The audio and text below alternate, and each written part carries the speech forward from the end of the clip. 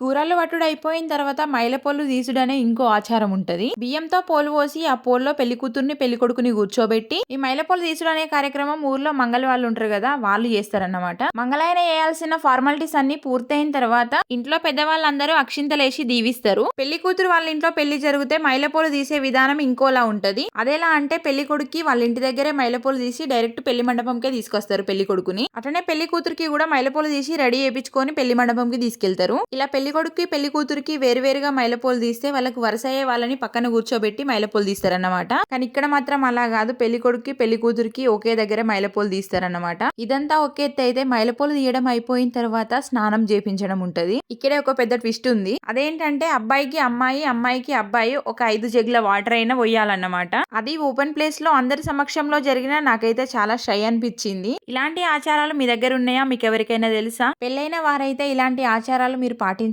పాటిస్తే మాత్రం ఖచ్చితంగా కామెంట్ చేయండి.